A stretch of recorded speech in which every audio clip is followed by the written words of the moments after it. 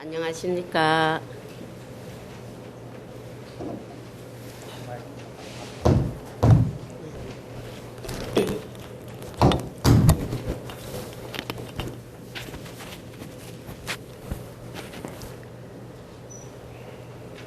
반갑습니다. 네. 오늘은 원각경 보안보살장의 두 번째 공부 시간이 되겠습니다. 나눠받으신 토요법보 두 번째, 세 번째 페이지에 오늘 우리가 함께 깊이 사유해 볼 보안장의 말씀이 거기에 수록이 되어 있는 걸 볼 수 있으실 겁니다. 지난 주에 함께 보았던 원각경의 경문의 말씀을 아주 간단히 한번 복습 삼아 말씀을 드리면, 원각경에서 처음에 문수보살님이 부처님께 열애의 인지 법행에 대해서 여쭈었다 하는 말씀이 나왔어요. 그 말씀은 부처님께서 부처님 대신 그 수행법이 뭡니까 하는 말씀이죠. 그것은 우리도 그대로 따라 하겠습니다 하는 원을 담아서 질문을 드렸어요. 이제 거기에 대한 답이 원각이라는 거죠. 원각의 각성, 그 마음인데요. 그 마음이 원각의 각상을 원만히 비추어서, 그래서 무명은 저절로 다 끊어지고 불도를 이루셨다 하는 말씀을 했어요. 그러니까 그 다음에 보현보살님이 그러면 그렇게 우리가 하려면 어떻게 하면 됩니까 하는 수행법을 질문을 드렸다 그랬어요. 원각의 청정한 각상을 우리가 원조한다는, 비춘다는 게 좀 추상적이죠. 그래서 구체적으로 수행법에 대한 말씀을 드렸으니까 아주 간단해요. 그 수행법은 지환이라고 그랬어요. 환인 줄 알면 된다. 지환. 환인 줄만 알면 무명은 다 끊어지고 원각을 정득할 수 있다. 이렇게 말씀을 하셨어요. 지환. 환인 줄 알면 환을 여의게 된다. 환을 여의면 각이 드러난다. 이 말씀이죠. 그러니까 이제 보안보살님은 그러면 우리가 지환, 리환을 하기 위해서, 환인 줄 알고 환을 여의기 위해서 어떻게 또 구체적으로 수행을 해야 됩니까 하는 수행의 점차방편을 질문을 드렸다 이거죠. 그랬더니 그 부처님께서 말씀하시기를, 처음부터 말씀은 하셨지만 그 환이라는 게 뭐냐, 환을 환인 줄 모르는 게 무명이다 이거거든요. 그러니까 환을 환인 줄 알면 무명은 없는 거죠. 그래서 환을 여의는 방법을 구체적으로 말씀해 주셨어요. 구체적으로 어떻게 말씀해 주셨냐 하니까, 멀리서 수행법을 또는 일체제법의 존재 양상을 찾을 게 아니고 자기의 몸과 마음에 대해서 관찰을 하라 하신 거예요. 그러니까 우선 몸은 지수화풍 사대로 이루어졌으니까 그 지수화풍 사대로 임시화합된 게 이 몸이다. 임시화합된 가화합의 존재는 무상한 거예요. 그죠? 오래가지 않아요. 그런데 그것이 마치 실체가 있는 줄 알고 집착을 하니까 자세히 관해보면 우리들 몸 가운데 단단한 성품, 그러니까 피육근골, 가죽이나 살이나 뼈나 이런 거는 전부 지대로 돌아가고 땅의 성품으로 다 돌아가고 그 다음에 타체 농혈 이랬어요. 침이나 눈물이나 이런 피나 이런 것들은 전부 물로 돌아가고 움직이는 성품은 바람으로 돌아가고 따뜻한 체온 같은 거는 다 불로 돌아간다. 그걸 관할하는 거죠. 그냥 아는 게 아니라 들어서 아 그렇구나 하는 게 아니라 그것을 정념으로 바른 생각으로 망념 없이 관찰을 하면 지금 이 임시화합된 허망한 몸이 어디 있느냐 사대로 다 돌아가고 나면 그걸 관할하는 거죠. 자 그리고 마음은 사대로 임시 이 몸이 화합됐으니까 육근이라는 게 이제 생긴 거 아니에요. 예, 우리가 보는 눈, 듣는 귀, 이런 안이비설 신의근이 생겨가지고 상대하는 색성향미 촉법 그러한 인연 속에서 인연 기운이 모인 게 마음이라는 거예요. 그러니까 그것도 인연이 멸하면 연멸하면 마음이라는 게 없다 이거요. 그게 우리가 마음이라고 생각하는 마음이 원각의 마음이 아니고 망념이니까 모든 생각은 다 인연 따라 없어지는 거죠. 그러니까 그것이 환인 줄 그렇게 관찰해 알아라 하는 말씀까지 이제 말씀이 됐어요. 그래서 오늘은 그 다음 말씀이 이제 이어지는데요. 그 다음 말씀의 첫 문장을 한번 보면요. 거기 그 조금 글자가 작기는 하도 보이실 거예요. 그래서 문장을 조금 따라가면서 원각경의 부처님 말씀이 우리들로 하여금 어떻게 살도록 이렇게 가르쳐 주신 말씀인데 그 말씀을 직접 경문의 원문을 이제 보면서 우리도 깊이 받아들일 수 있도록 생각을 해보기를 하십시다. 그냥 생각은 망념이라 그랬는데요. 정념으로 바른 생각으로 망상 없이 경문을 그대로 우리가 신심으로 받아들일 수 있도록 한번 읽어보는 건데요. 선남자여, 이 선남자는 선남자, 선여인 다 합한 거죠. 보살을 선남자라고 그랬어요.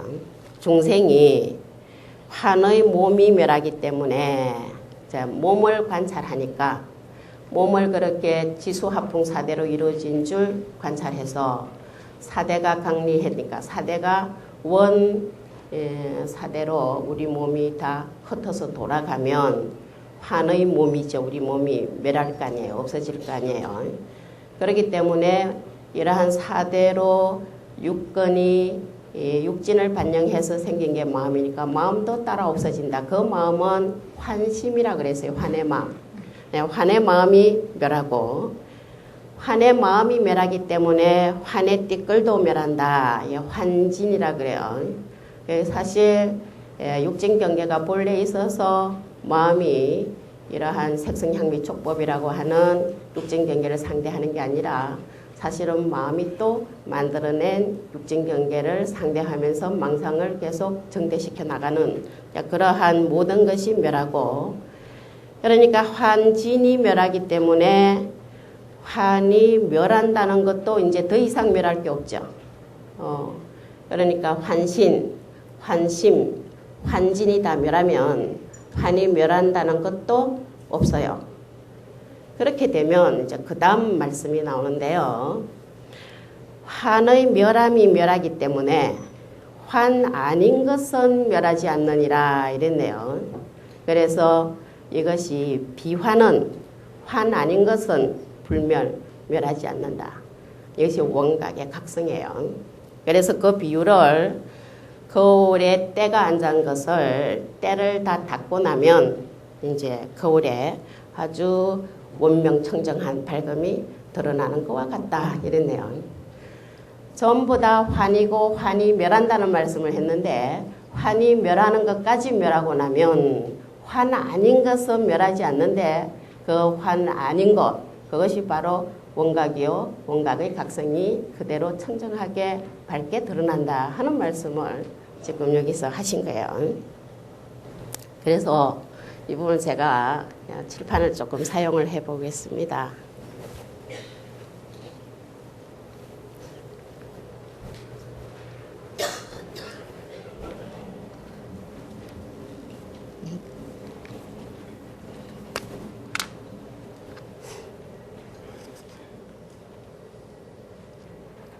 예, 뭘 그려 놓은 것 같습니까? 이거 빼고.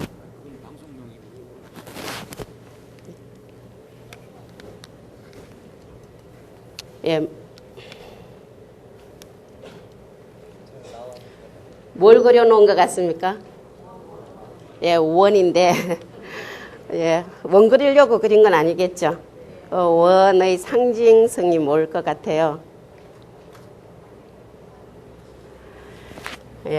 예, 원인데요. 여기에서 원의 상징성은 방금 말씀드린 것과 연결해서 말씀을 드려보면 마음이에요. 근데 어떤 마음이냐 하니까 청정한 원각의 마음, 각성이다 이럴 수 있죠. 이것을 거울의 밝은 데에다 비유하고 허공에다가도 비유하고 여기 허공이야.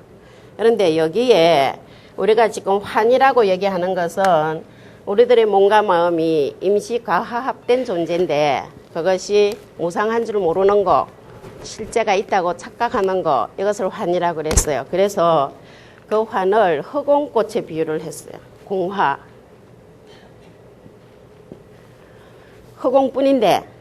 허공뿐인데 착각해가지고 꽃을 하나 피워놨어. 허공화예요.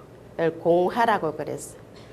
그러니까 하늘의 허공뿐인데 여기에 무언가 실제 하는 것이 있는 줄 알고 착각을 해서 꽃을 피워놨어. 그러니까 이게 뭐냐? 환신이고 환심이다 이거죠. 뭔가 마음인데 오래 가는 거 아니에요. 원래 있는 게 아닌데 이게 환인 줄은 모르는 게 무명이다. 이거 무명을 끊으려면 어떻게 하면 되느냐 하니까 이게 본래 없는 건 줄, 환인 줄 알면 된다. 본래 없는 거예요. 허공뿐이요. 자, 맑은 하늘에 우리가 눈을 비벼가 눈병에 나서 제2월이 뜬 거와 같다 이랬어요. 이거 없잖아, 그죠? 허공뿐이요. 그런데 자꾸 생사윤회하는 우리 몸과 마음이 있는 것 같아. 그래서 본인이 피어나요. 이거 어떻게 없애면 됩니까? 이거 본래 없다, 환인 줄 알면. 아이고, 있지 않습니까? 있죠. 태어난 일이 있고 앞으로 죽을 일이 있어요. 그래서 계속 있는 무언가가 있다고 착각을 한다는 거예요. 그러니까 어떻게 이거를 지워 없앨 수 있습니까? 이걸 지우개로 지우듯이 환을, 무명을 닦아 없애려면 어떻게 하면 됩니까? 환인 줄 알면 된다 이거예요. 그죠? 예, 본래 없는데 없는 걸 확실히 보면 허공뿐이요. 청정한 각성뿐이요.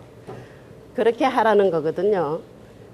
그러니까 환인 줄 알면 실체가 없는 무상한 건 줄 확실히 알면 닦을 게 없다 그랬어요.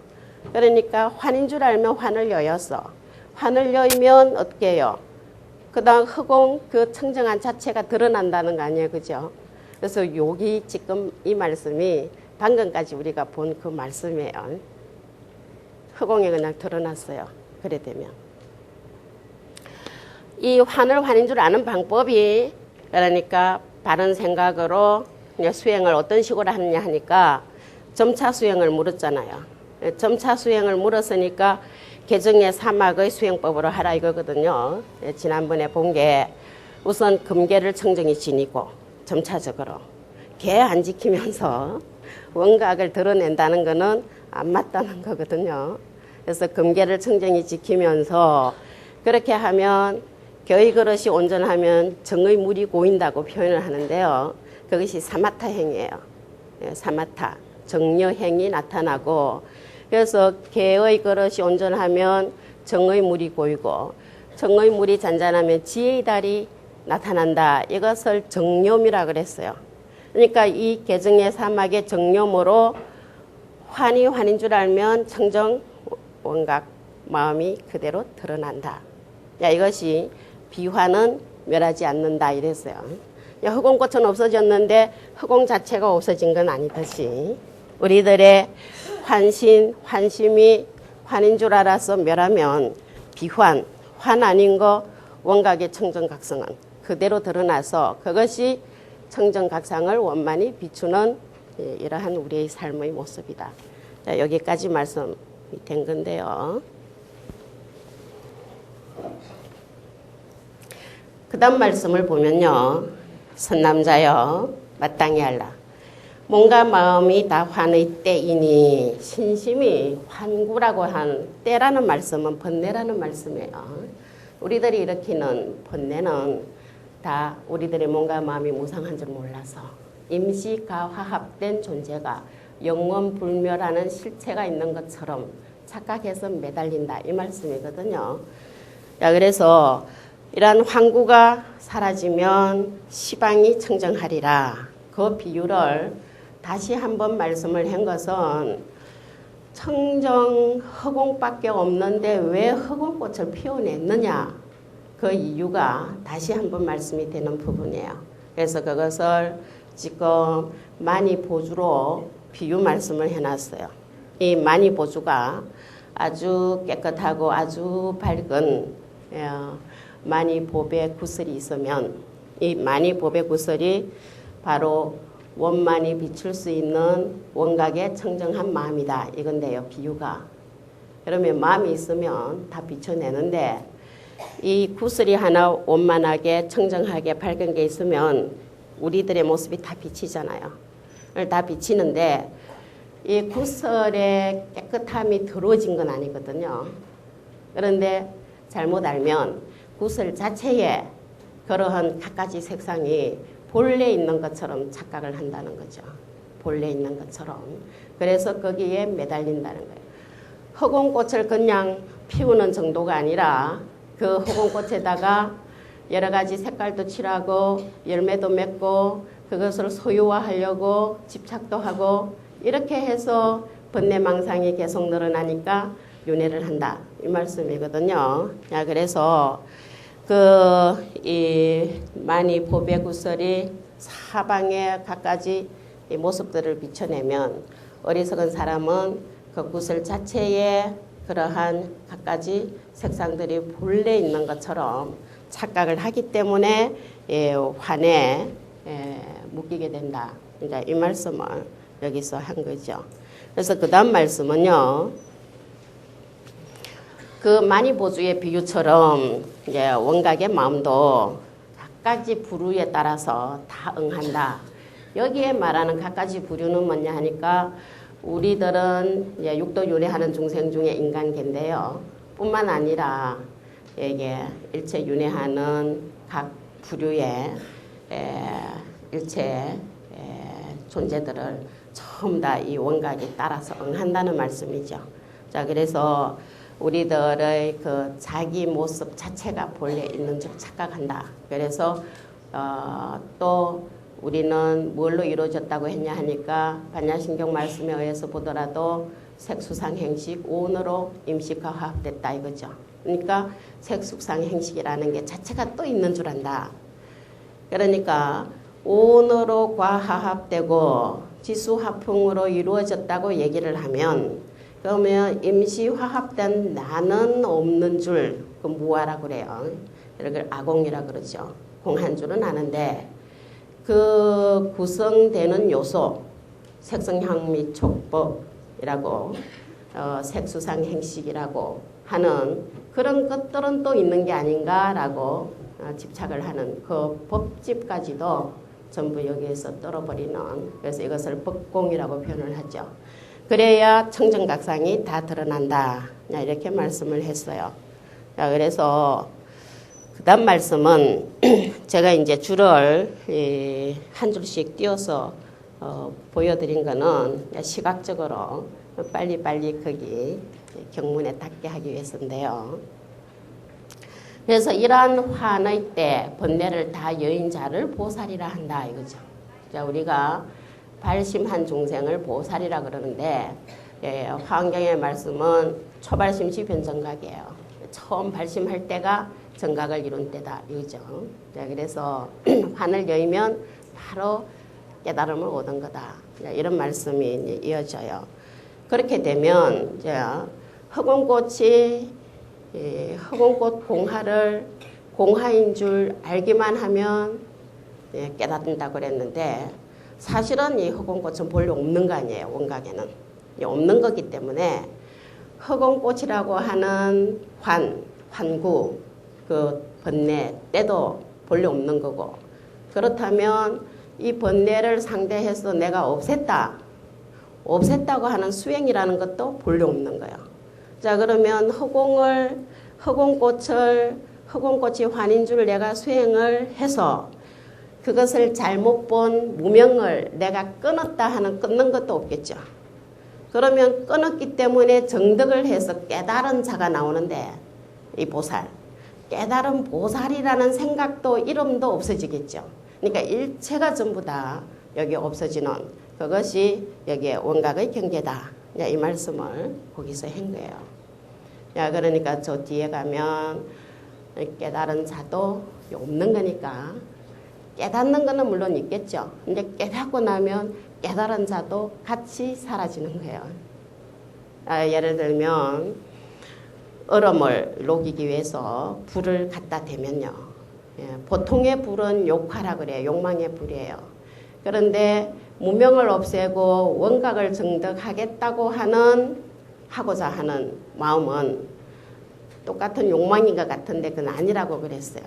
왜냐하니까 사실 이 수행의 욕망은 정상욕이라고 그래요. 왜 그런 표현을 쓰냐 하니까 불을 갖다 대면 얼음이 녹아서 물이 되죠. 물이 되면 불도 같이 꺼져요. 근데 보통은 갖다 대면 점점 늘어나죠. 그래서 욕망의 불이 점점 늘어나서 윤회를 계속하게 하게 만드는데 무명을 끊고 환인 줄 알아서 원각을 정득하려는 수행의 마음, 그 하고자 하는 마음은 그거로 인해서 무명을 단멸시키면 그 수행하려는 마음이나 수행을 해서 내가 깨달았다는 것조차 깨달은 자조차 없어지는 거기 때문에 그러한 마음은 정상욕이라 해서 괜찮다고 서가모니 부처님께서도 그 당시 제자들에게 말씀하셨어요. 그래서 다 되고 나면 청정한 진여, 맑은 물, 청정각성, 청정각상, 원각밖에 없다. 이제 이 말씀을 하셨습니다. 그래서 그 다음 말씀은요. 거기 모인 보살들하고 말세중생들, 원각경의 말씀이 설해질 때로 보면 우리는 말세중생에 해당될 수도 있을 텐데요. 일단 시간의 계기를 설정을 했을 경우에는 우리는 말세중생이죠. 그런데 법성계도 나오듯이 일념즉시 무량겁으로 보면 말세가 따로 있는 건 아니에요. 자, 그런데 우리 중생들이 온갖 환을 정득해서 환을 정득한다는 말씀은 공화가 사라진 거 아니에요. 그러니까 영상이 없어졌다는 말씀이에요. 그러면 청정이 그대로 드러나는데 이 말씀을 그 다음에 뭐라고 하셨냐 하면은 끝없는 허공이 깨달음 각에서 나타난 바이다. 이래서 이 말씀이 굉장히 중요하다고 계속 강조되는 말씀이에요. 무변허공 각소현발 이랬네요. 무변허공이 각소현발이다. 끝없는 허공이 각에서 나타난 바이다. 그 말씀은요. 허공 자체가 바로 지금 각이다. 우리는 비유라고 표현을 했지만 지금 원상으로 보여드린 그 경계는 각이 그대로 나타난 모습이에요. 자, 그러면 그 자체가 무변허공이 각소현발이니까 허공 자체가 그냥 각이 그대로 나타난 거예요. 그러면 이 허공을 앞에서 말할 때는 밝은 거울이나 만이보주로 비유를 했으니까 그러면 만이보주가 비춰낸 갖가지 색상들 거울에 붉은 것이 오면 붉은 걸 드러내고 까만 게 오면 까만 거를 드러내는 그거 그래서 비춰진 색상 자체가 각이에요. 각상이에요. 이게 환이 아니고 이제는 환이 아니다 하는 거죠. 그래서 지금까지는 그 각성이 나타나지 아니했을 때는 환을 환인 줄 몰랐기 때문에 환인 줄 몰라서 집착을 하는 바람에 온갖 번뇌 망상 고통이 나왔는데 환을 환인 줄 알면 전체가 허공 자체가 각 자체인 줄 알게 되면 봐도 거기에서 번뇌가 생겨나지 않죠. 그 자체가 이게 허공인 줄 우리가 안다는 거예요. 그래서 어떻게 됐냐 하면은 존재하는 일체 모든 존재가 전부 다 각상이기 때문에 그것을 원만히 비추기만 하면 원래 청정한 각성이 있어서 그럼 그대로 우리가 부처로 사는 거다. 이 말씀을 계속해서 강조해서 말씀을 하고 있어요. 자, 그래서 그 다음에 그러한 말씀을 구체적으로 어떻게 하고 있느냐 하면요. 깨달음이 원명한 까닭에 깨달음이 뚜렷하고 둥글 원자를 뚜렷하다라는 걸 해요. 좀 더 강하게 하면 뚜렷하다 하는 건데 그리고 밝기 때문에 마음의 청정함을 드러내고 본래 우리에게 있었던 청정한 마음을 드러내게 될 수 있다는 거죠. 그 다음에 이 마음이 청정하기 때문에 그래 되면 우리들이 본래 마음이 원각의 마음이에요. 그러한 원각에 비추는 마음을 가지고 일체 모든 것을 상대하면 그 상대하는 마음이 본래 청정하기 때문에 전체가 청정하다는 거예요. 그래서 그 말씀을 뭐라고 했냐니까 보는 것이 청정하고 견진이라고 그랬어요. 청정한 마음으로 보니까 보는 것 자체가 청정하고 이제부터는 환이 아니에요.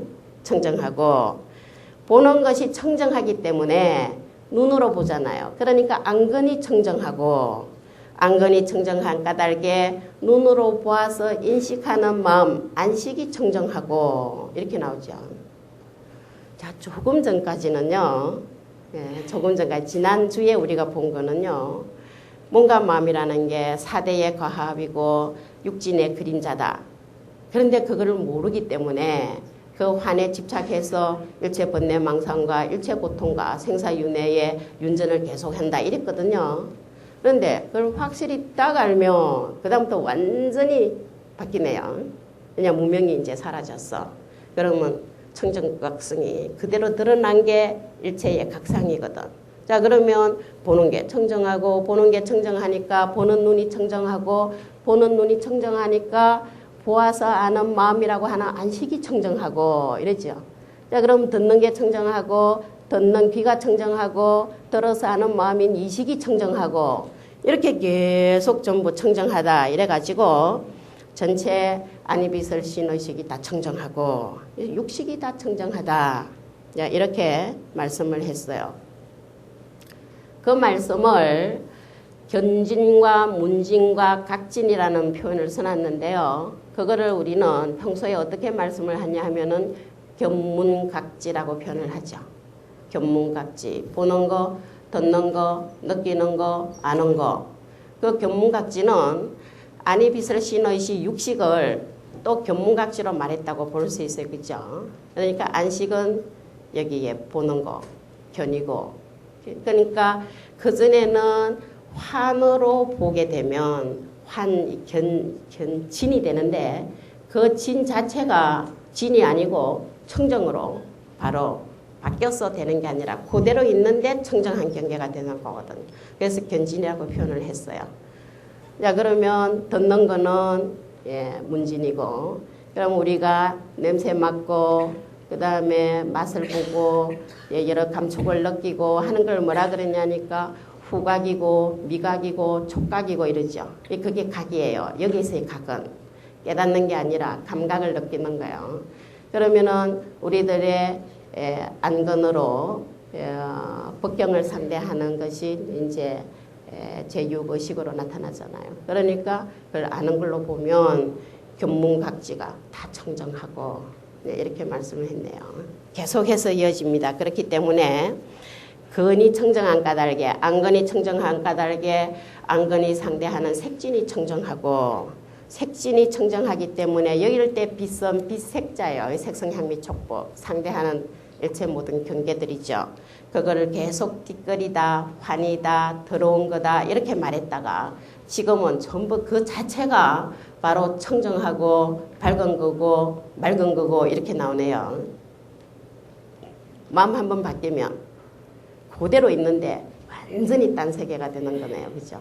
자, 그렇게 해서 색성향미 촉법 육진, 육경이라고 하는 육진 전체가 다 청정하고, 자, 그래서 계속해서 보면 바로 심식이 4대가 가합해서 처음 발생했다 했지 않습니까? 그러니까 4대도 청정하고 이게 인연법이에요. 차유고 피유, 차무고 피무, 이것을 우리가 연기의 공식과 같다고 말씀을 하지 않습니까?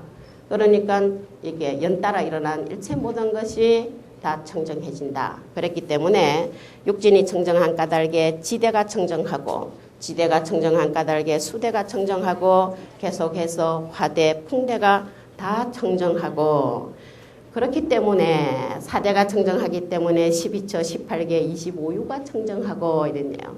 25유는 일체 모든 존재, 3개, 6도 일체 모든 존재를 조금 더 세분해서 25유로 표현을 하기도 해요. 여기에서 이설유자는 존재라는 거죠. 존재.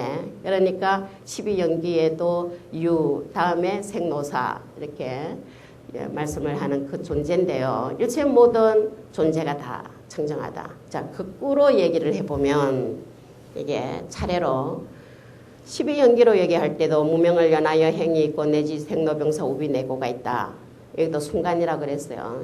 그런데 우리들의 생로병사 우비내고는 유 때문이다. 유는 내지는 무명 때문이다. 이렇게 관찰해 가는 것도 순간이라 그랬어요. 자, 그래서 이것을 다시 뒤에서 말씀돼 있는 걸 가지고 한번 보면요. 우리들의 존재, 이 존재는 18개로 지금 말씀되는 거는요. 반야신경에서도 만나듯이 무한이 비설신이 무색성향미 촉법 무한계 내지 무의식계 이렇게 말하는 개입니다. 그러니까 18가지 18개는 육경과 육식을 얘기하죠. 자, 그것이 지금 청정하고, 그런데 육건이나 여러 가지 육식의 마음이라고 하는 것이 4대 가합으로 처음에 다 연따라 생겨났다 봤으니까 4대가 청정하고, 그러니까 일체 4대 육근을 가지고 움직여 나가는 일체 모든 행동들이 다 청정하고 이렇게 말씀이 됐다는 거예요. 야, 이것을 한 번 더 말씀을 드리면요.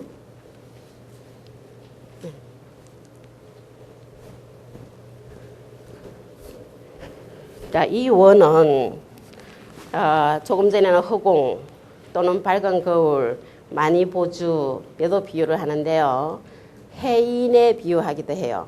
바다에 도장을 찍은 거, 그것이 청정한 경계를 해인산매라고 그러거든요. 해인산매. 해인사라고 하는 해인도 마찬가지고, 우리가 법성계, 약창계에서 만나는 해인산매, 이 해인산매 경계가 드러나는 거예요. 그래서 이 원각경을 소화음이라고까지 하죠.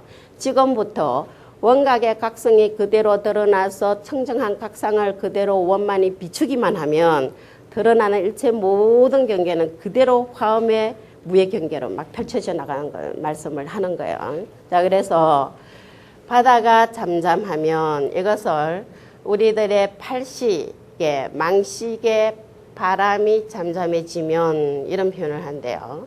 그래 되면 여기에 갖가지 물상이 비춰지는데, 그러니까 이제 하늘에 햇빛도 찬란히 여기 빛나고, 별도 여기에 비춰지고, 달도 비치고, 지나가는 돛담배 그림자도 비치고, 그 안에 있는 물고기도 비치고, 날아가는 갈매기도 비치고, 자기의 모습을 하나도 이렇게 흐트러짐이 없이 그대로 드러나는, 이러한 것을 바다에 도장을 찍은 것과 같다 그래서 해인이라고 표현을 했어요.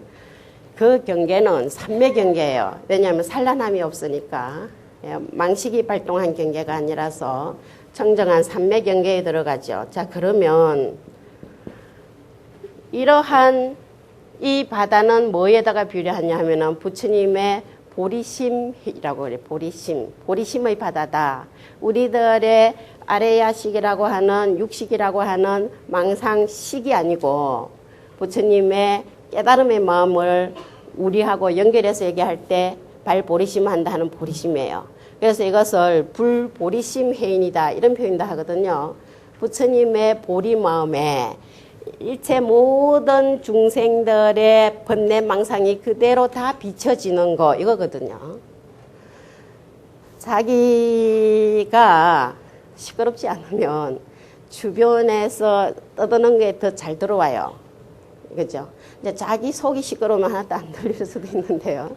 그래서 부처님의 청정한 보리심 바다에는 중생들의 온갖 망상 번뇌로 일으키는 일체 갖가지 색상들이 그대로 다 비춰지는데 그렇다고 부처님의 마음이 어지러지신 건 아니에요.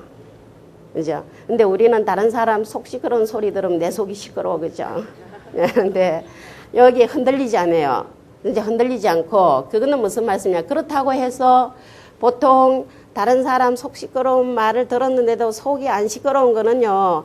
거기에 대해서 모른 채 해서 그래요. 또 어째 보면 내 일이 아니다. 그러면 보살이 아니겠죠. 그러면 부처님이 아니시겠죠. 내가 가서 부처님하고 지금 매달려가 뭔 하소연을 하려는데 내 할 바 아니다. 이러시면 안 가지지 않습니까? 그러니까 일체 중생을 다 여기에 다 교화를 하시면서도 부처님은 보리자에서 한 발자국도 일어나신 적이 없다. 전체를 중생들의 번뇌, 마음, 색상, 일체를 다 비치내면서도 부처님은 그대로 청정하시면서 일체 중생들을 불경계로 전부 받아들여 주시는 모습이에요. 자, 그러면 이렇게 비춰졌을 때 해가 들어온 겁니까? 아니죠. 갈매기가 들어온 겁니까? 아니에요. 야, 별이 그러면 더 다른 것보다 청정한 겁니까? 아니죠. 바닷물 뿐이에요. 비춰졌는데 갈매기가 비춰졌는데 사실은 바닷물 뿐이요. 그죠? 별이 비춰졌는데 별을 건지려고 해보면 따로 없어요. 바닷물 뿐이에요. 그대로 보리심 뿐이죠. 그러니까 보리행 뿐이라는 거예요. 여기에 우리가 깨끗하다, 더럽다, 좋다, 싫다 여러 가지 마음을 내기 때문에 그거를 분별심이라 그러고 그거를 정예심이라 그래요. 좋아하고 싫어하는. 그거로 인해서 자기가 괴로운 거지 이거 자체가 정예가 따로 있고 염정이 따로 있는 것은 아니다. 그러니까 모두가 해인산매의 경계일 뿐이다 하는 말씀이죠. 여기에서 무진장한 무예행이 펼쳐집니다. 이렇게 봤을 때는 뭘 해도 괜찮아요. 이 마음으로 하면 뭘 해도 괜찮아요. 그러니까 화엄경에 그 제5 난성지로 올라가면 이기기 어려운 자리라고 그래요. 그걸 뭐라고 했냐. 왜 이기기 어렵다고 난성이라고 표현을 했냐 하니까 진속무예행이 펼쳐지기 때문에 진제뿐만 아니라 속죄도 그것이 진속에 상대되는 속죄가 아니라 원룡무예하다 이렇게 보는 거죠. 그래서 뭘 해도 돼요. 그래서 예를 들면 중생이 원하면 뭐든지 한다. 중생이 원하면 뭐든지 한다. 중생이 약을 원하면 약 캐러 가고 중생이 황금을 원하면 황금 캐러 가고 중생이 꽃을 원하면 꽃도 심고 중생이 노래 불러주기를 원하면 노래도 부르고 중생이 춤추는 걸 원하면 춤도 추고 전부 보살행이에요. 이러한 보살의 마음이 아니고 하면 전부 파괴행이에요. 보살행으로 보살의 마음으로 보리심으로 하면 전체가 보살행이네요. 그거 자체가 불곡장음행이라는 거예요. 그러니까 뭐든지 해도 된다고 보는 거죠. 그것을 불사문 중에 불사일법이라고 그랬어요. 부처님 일 가운데는 한 법도 버릴 게 없다. 그것을 여기에서 앞으로는 막 펼쳐내네요.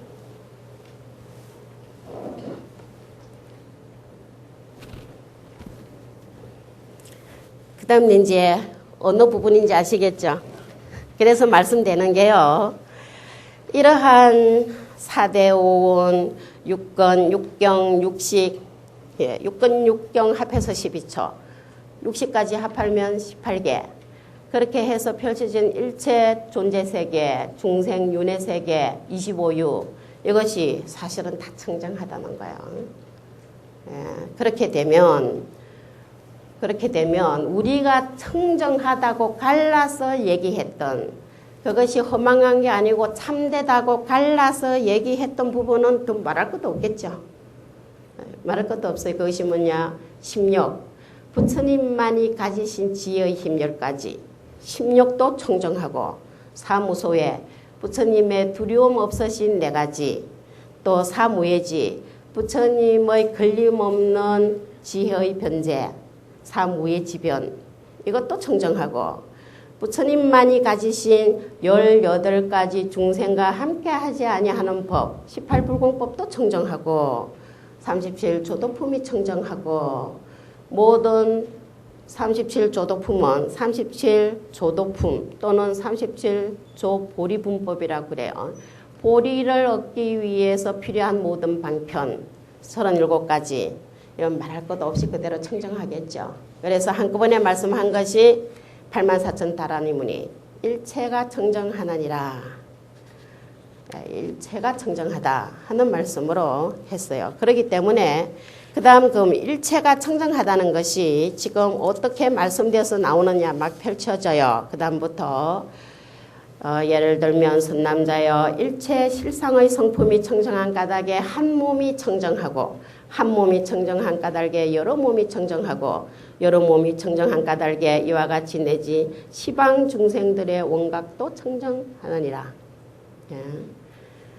중생이 부처다. 이럴 경우에 이내 중생만 부처가 아니라 일체 중생이 부처다. 이거 아니에요. 시방의 일체 중생의 원각이 다 청정하고 이래 나오죠. 이것은 이제 중생으로 얘기하면 우리들이 정보가 청정하고 근데 우리들이 살아가는 건 의보에 의지해서 살아가니까 그 의보도 청정하고 하는 것이 그 다음 말씀이에요. 한 세계가 청정한 까닭에 여러 세계가 청정하고 여러 세계가 청정한 까닭에 또한 허공을 다하며 삼세를 두려시 사서 일체가 평등하여 청정하고 요동치 않느니라 이래서 부동을 말씀해요. 부동. 청정한 까닭에 하나가 청정하는 게 아니라 일다무예요. 일적일체, 다적일 이런 말씀 우리가 많이 독송을 하지 않습니까? 자 그렇게 하면 일체가 청정하니까 부동이야 그것을. 움직인다는 거는요. 태어나고 죽고 생겨나고 없어지고 이제 이루어지고 이게 사라지고 이런 게 움직이는 거예요. 그러면 여기에 뭐가 발생해서 되냐? 일체 원각의 마음이 아닌 경우에는 이게 염증이 뚜렷이 있어서 살아가는 거와 죽는 거, 생사와 열반의 분별이 다 따르잖아요. 그거는 동하는 거예요. 부동이 아니에요. 그래서 일체가 청정하기 때문에 일체가 평등해. 일체가 평등하기 때문에 부동이라고 표현을 했어요. 바람이 부는 것도 고기압, 저기압이 있어야 공기 이동이 있어서 바람 부는 거 아니에요. 이게 움직이는 거 아니에요. 그런데 전체가 다 똑같이 청정하고 전체가 똑같이 평등해요. 다 청정하기 때문에 다 평등하기 때문에 다 부동이라고 그래서 여여부동을 부처님이라고 그러죠. 법성계에서도 불의부동, 명의불이라고 그랬어요. 그러니까 옛부터 움직이지 않는 거, 부동. 그러니까 화엄의 성불경계는 불의 성불이에요. 옛부터 성불했다. 상당히 우리가 이런 깨달음이 없으면 이해하기 어려운 말씀이 막 나온 거예요. 근데 공각경은 조금 더 그것을 깨달을 수 있게끔 방편을 많이 써주시는 경이에요. 여기에서. 그러니까 법성계만 해도 이 법성계를 의상스님이 그 대방강물 함경세계를 210자로 엮어 놓으신 건데 그 첫 말씀이 법성이에요. 그러니까 지금 여기 원각경에서 부처님께서 계시는 정토가 법성 정토세요. 우리도 다 같이 있는 우리들의 청정한 성품 그대로 원각성이니까. 자 그래서 법성원룡무이상 제법 부동 본래적 이렇게 했네요. 그것이 부동이에요. 몸 꼼짝 안 하고 아무것도 안 하는 게 부동이 아니라는 거야. 온갖 것을 다 해도 부동이에요. 야, 그래서 부동 경계를 말씀을 했네요. 이러한 평등, 부동, 청정 경계를 우리는 알립이라고 표현을 해요. 편안히 서 있다. 또는 연좌라고도 해요. 편안히 앉아 있다. 그죠? 앉아, 연좌, 알립. 이게 불안함이 없고 편안한 그 상태로 일체 모든 것을 펼쳐내도 부동이에요. 자, 그래서 그 다음 말씀은 선남자여 허공이 이와 같이 평등하여 요동치 않으므로 깨달음의 성품도 평등하여 부동인 줄 알며 사대가 부동함으로 각성도 평등하여 부동이고 이와 같이 84,000 다라문문이 평등해서 부동이므로 깨달음의 성품도 평등하여 요동치 않는 줄 알지니라. 전체가 부동인 줄 알아라. 자, 그러면 그 부동 경계를 다시 어떻게 표현을 해냈느냐 하면 그 다음 문장은요. 깨달음의 성품이 두루 원만하여 청정하고 요동치 아니해서 뚜렷함이 끝이 없으므로 마땅히 육건이 법계에 변만한 줄 알며 육건이 법계에 변만하다. 변만법계, 주변법계 이런 표현은 화음에서 계속 화음 교학적으로도 계속 하는 말씀이죠. 예, 그래서 지금 그 다음에 원각이 펼쳐내는 경계는 그대로 화음법계 경계예요. 예, 그래서 불보살의 경계가 막 펼쳐져요. 이 몸 그대로 4대 육건을 가지고 그대로 그리고 반연된 마음 그대로 일체 청정 경계를 펼쳐내는 모습을 말씀을 하죠. 그래서 육건이 법계에 변만한 줄 알고 건이 변만하니까 육진이 변만하고 사대가 변만하고 일체 다라니문이 법계에 두루 변만하더라 이거죠.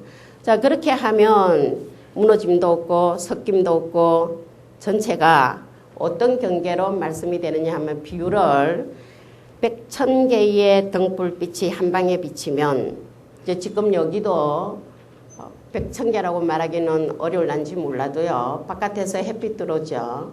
여기에 형광등 불 있죠. 여러 촛불빛 있죠. 이런 불빛들이 있지 않습니까? 근데 이 빛이 서로 뒤섞여서 막 잡난치 않고 그래가지고 서로 상대를 없애거나 이기거나 하는 거 없이 원만하게 서로 교습을 한다는 거죠. 자, 이것을 뭐라 그랬냐 하면은 중중무진 섭입무예라고 표현을 해요.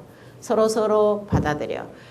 체가 평등하기 때문에 체가 평등하고 청정하기 때문에 거기에서 나오는 일체 모든 묘용이 한 사람의 묘용이나 10사람의 묘용이나 100,000만인의 묘용이나 전체가 서로 용납하고 서로 받아들이는 이러한 무의 행이 펼쳐진다는 거죠. 자, 그렇게 해서 지금 여기에서는 청정하고 평등하고 부동이고 변만하고 섭입무예고 주변법계고 중중무진이고 하는 이러한 화엄 경계의 일성보살 행이 원각의 행위로 펼쳐지는 것까지 오늘 살펴보았습니다.